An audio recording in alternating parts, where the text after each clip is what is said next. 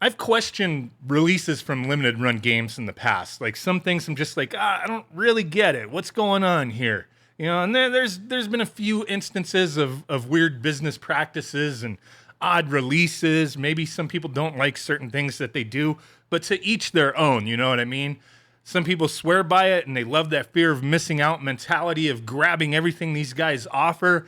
And this one right here just kind of takes it for me. One of the worst NES games ever created from LJN, mind you. They did a lot of licensed stuff back in the day. It's now coming on a collection for the Nintendo Switch and PlayStation, plus some other random things that they're going to be selling to celebrate this release. The Bill and Ted's Excellent Retro Collection. This is just redonkulous. It's going to be put up for pre-order in a couple days, couple short days, 10 a.m. Eastern Time, June 9th. That's going to be 7 a.m. Pacific Time for those who care, right? So just a couple days away, and this is what you're getting. Does this really deserve a release? This is just for the most hardcore of collectors, I think. Like, who really wants this, man? A blast from the past. Bill and Ted's Retro Collection includes Bill and Ted's Excellent Video Game Adventure. That was for the NES. And then Bill and Ted's Excellent Game Boy Adventure, A Bogus Journey, dude.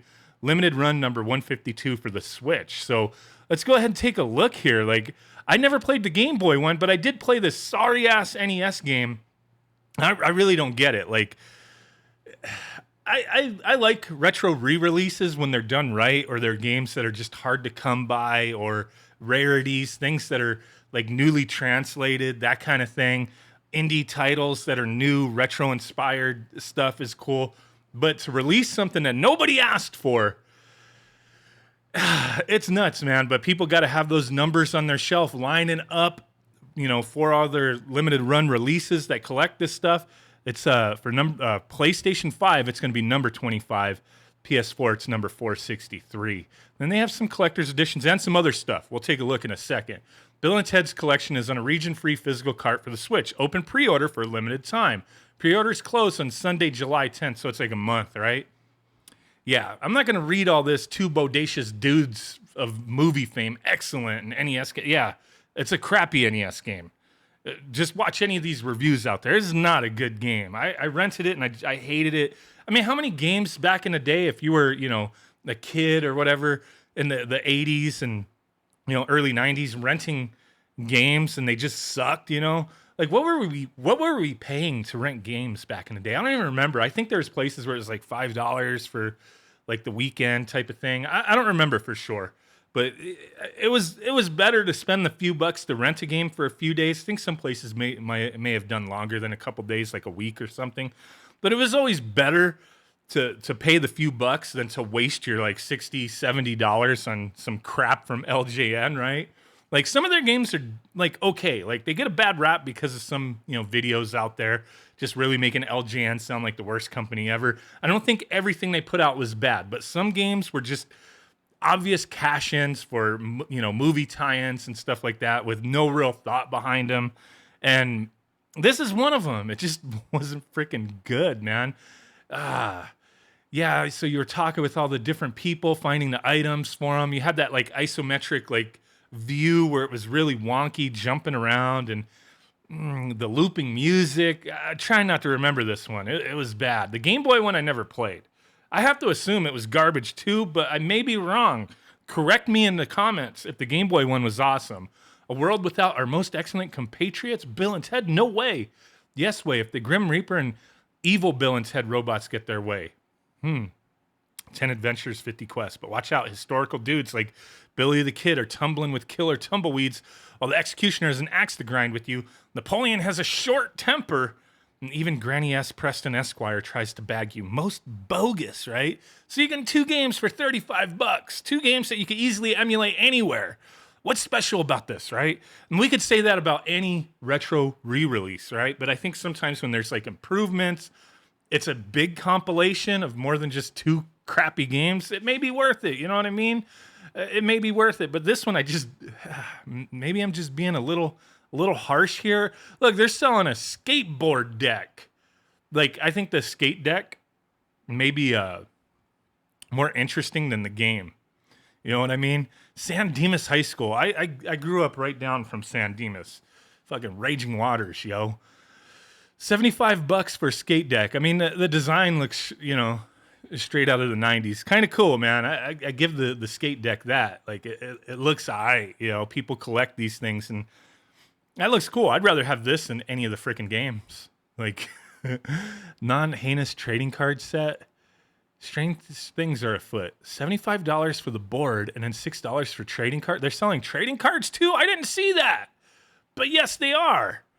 Let's see. 8 inches wide, almost 32 inches long, 14-inch wheelbase, nice steep kicks, full concave. It's going to take 8 to 9 months to get this when you pre-order it. If you want the skate deck, it's going to be like a year before you get it. So don't, get your hopes up, right? Right? All right, let's take a look at these cards. Are these, random trading cards? Like, when you say trading cards, I say bullshit unless they're a random assortment for each pack. And there's a whole collection. If every pack gets the same cards, not trading cards. Because who the hell you trading with, right? I don't know about these. So relive your favorite tubular Bill and Ted moments with this 4-pack of excellent trading cards. So is it just those 4 cards? $6 for 4 cards? You get the fuck out of here with that. $6? $1.50 per card. It's just freaking images from the movies. Trading cards, my ass. These are part of the Limited Run Game Series 3 set of trading cards. Each pack comes with 1 gold foil card. Orders of 4 packs or more will be guaranteed to receive at least 1 of each gold foil. So is there just 4 cards and then there's or is it let me know, because I don't see anything here saying it. It just says it's a series. It's orders of 4 packs. So if you get 4 packs, so they're going to have, okay, I think I understand. There's 4 cards. Each card has a gold foil variant, right? And they're going to have the packs sorted in their warehouse. This one's this gold card, this one, so on and so forth for all 4 packs. And then if you order 4 packs, they're going to pull 1 from each. So you get a gold card of each. So it's a tactic they do. The tactic here. $6? No, you're going to spend $24 to get the same card a bunch of times just to get 1 of each of the gold cards, right? That's a tactic they use, man. It is what it is. Most bogus is what I'm saying with that kind of shit, right? All right, let's quickly, before we end this, we got it. So they have it for the PS4 and PS5, but there's also a collector's edition type of thing. Let's take a look at that. Excellent retro collectors. Let's look at that. $60. What does this come with, right? Comes with a game, a sleeve, and a Wild Stallions what? What is that? Soundtrack. Dust cover and soundtrack in a retro style. You're paying $25 more to get the soundtrack and a dust cover in a box. Okay. If you're into that kind of thing, cool. More power to you, but that's what you're getting here. Retro style box, Wild Stallions soundtrack, and a dust sleeve. Is that worth $25 more to you? To me, no. It's just bullshit extras that really should just be the standard edition. That's what it should just come with, you know what I mean? You're getting 2 crappy games. Holy crap. Let me know what you guys think. This is freaking funny, man.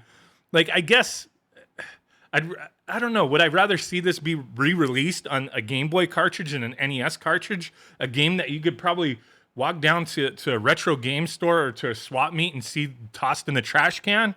Because nobody wants them? These games don't go for anything. I guess I'd rather see it be released on new media than re-released on cartridges. You know how they've been doing that a lot with a bunch of releases. Some cool, some not so much. But I guess I'd rather see this than that, because why the hell would you buy it? You know what I mean? There's what the hell was that company that was doing the Mega Man re-releases, $100 for the Lion King? Get the hell out of here, man. Go down the street, buy that game for $10 used. Ridiculous. Let me know what you guys think. Thanks for watching. Bye.